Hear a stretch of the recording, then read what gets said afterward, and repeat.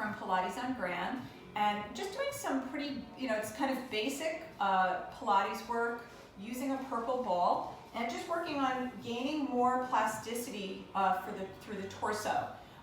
In our Pilates classes, when we get on the mat, a lot of times we kind of blast through all the ab work.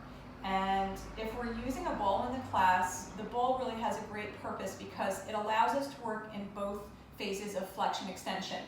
And truth is that the flexion phase of trunk work, when we're doing crunches, is not where we build strength. We build what is just simply hypertrophy. We start to pack density around the torso. So it's the eccentric phase that gives us, we're loading stretch. That's where we get stronger. Okay, so we all think, we want to build this strong torso, and we're doing all these side crunches, extension and stuff, but unfortunately, we can see that there's change. There's like, wow, I'm seeing some nice, tone, in areas that I haven't seen in years. But when it comes to building core strength, the strength is really going to come when we are working a little bit more in the other phase, the eccentric phase, and we're loading that.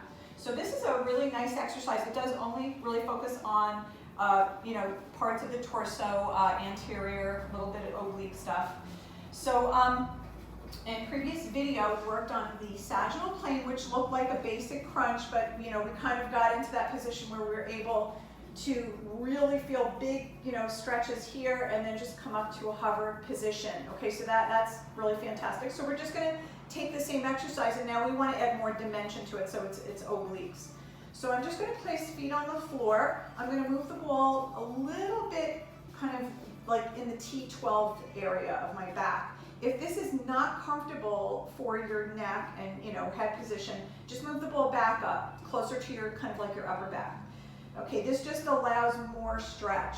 Again, that's really what we're going for. Okay, so feet are placed, and I'm just going to cradle my neck. Okay, I'm not holding my head. I'm kind of creating a neck brace, which should support it. Okay, so what I'm going to do now is I'm just going to make sure I'm in neutral position, and all the movement is really purely thoracic. So when I start to pull myself up, I'm not tucking my pelvis. Okay, that's such an important thing to remember, that if we have a tendency to have sacroiliac issues, that's kind of pain down through here, that means that the pelvis isn't working properly, and a lot of tucking and releasing is not going to help it very much. It's actually going to put you in a worse position.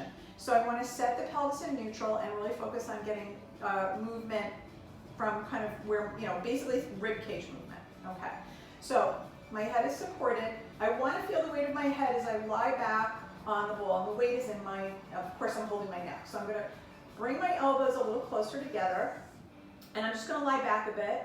This is slow, and it is much harder than just banging out crunches. I'm going to start to open my left elbow, okay, and I'm going to lie back over the curve of the ball now. As I lie back, I'm going to reach down to the floor with my left and reach up with my right, and that kind of like the right elbow helps me to not fall off the ball.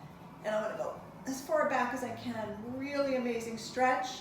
I hold that, turning my head. I'm going to look back, breathing in deeply. On my exhale, I'm going to pull my elbow center, and I'm just going to come up to a moderate hovering position. So I have a little bit of that, kind of my rib cage is just slightly, angling down towards the pelvis. Okay, so I'm staying in the hover position. Now I'm going to lie back. I'm going to go to the other side so you can see what it looks like from the back now. So I lie back a little bit, little stretch under here. Now I'm going to start to reach to the floor with my right elbow. I'm going to reach way, way back, stretch over the ball. I reach up with the left elbow to negotiate my position on the ball. Look back. I hold that big, big stretch, breathing in deeply, and then I'm going to exhale, and I pull that right elbow, to center, and I'm just going to come up to a low hover. And I can even look up at the ceiling. That reassures I'm not pulling my head.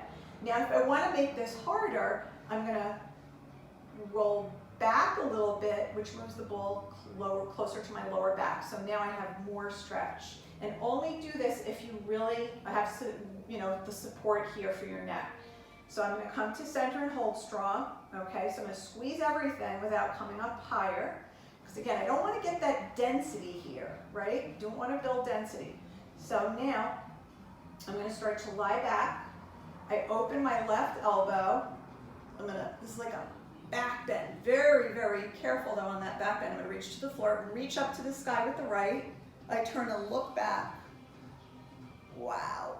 Breathing in deeply. Exhale, I'm going to pull that elbow. And I'm going to kind of feel like I'm pulling from my armpit. So it's really shoulder movement too. Not a shoulder strengthener at all by any stretch of the imagination. And then I'm going to hold center. Now I'm going to do the other side. Lie back a little bit, little extension. Open the right elbow. Reach, reach, reach. Look back. Reach up with the left, up to the sky. Breathing in deeply. Exhale. Squeeze center. And then I can, from here, come up, breathing in deeply. I'm just going to exhale and I pull myself forward. And then I can continue up to a full seat. So anyway, once you get more familiar with this, you can definitely pick up the pace if you wish. A lot of people have this thing about working slow. They don't feel like they're really getting a good workout, but slower and more focused, you will work way, way harder. Your body has to use so much more energy. Your nervous system has to use so much more energy, and the nervous system really is the thing that burns lots of calories. It's amazing. So give it a try. See if you can come out of that concentric stuff. I was actually just looking at somebody who's in the bodybuilding industry. This man he's older now, late 50s. He looks beautiful and amazing, but he's got this incredible, and it looks like he's got a basketball, and everything else is beautifully toned, and his muscles look gorgeous. But because, and I'm sure he loves the way his abs look. But, it literally looks like a basketball, and that's from so much concentric loading.